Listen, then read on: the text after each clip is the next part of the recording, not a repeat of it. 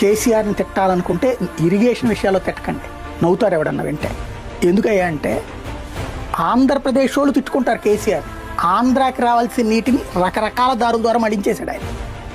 లేకపోతే కేసీఆరే అలా చేయకపోతే భారతదేశంలోనే అత్యధిక దిగుబడి పంట రాష్ట్ర విభజన తర్వాత తెలంగాణకి ఎట్లా సాధ్యమైంది?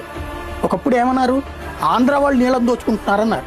మరి ఆంధ్ర వాళ్ళు నీళ్ళని దోచుకుంటే తెలంగాణకి పంటలు ఎక్కడి నుంచి ఎందుకు ఎక్కువ వచ్చింది? ఆంధ్ర 7వ స్థానం ఉంటే తెలంగాణ నెంబర్ 1 ఉంది. అన్ని పంటలు నెంబర్ 1కి వచ్చినాయి అక్కడ. అలాంటిది ఇప్పుడు దేశంలోనే సన్నబియ్యం ఎక్కువ ఎక్కడ దొరుకుతుంది? తెలంగాణలో. ఎలా సాధ్యమవుతుంది సన్నబియ్యం? ఎంత నీళ్ళు అవసరం అంటే అక్కడ ఏర్పాటు చేసినట్టే కదా ఆయన.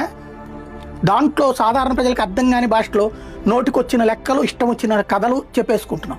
సాగునీటి ప్రాజెక్టుల రూపంలో చూస్తే ఒకటి చెరువుల పూడికలు తీసి మిషన్ కాకతీయ రూట్లో భూగర్భ జలాలు సక్రమంగా ఉండేటట్టు చూడమైనా, కృష్ణా గోదావరిలో నీళ్ళని ఆంధ్రాకి అంటే ముందు ప్రాజెక్టులు కట్టేసేసి అక్కడి నుంచి నీటిని వల్లించినోడు కేసీఆర్.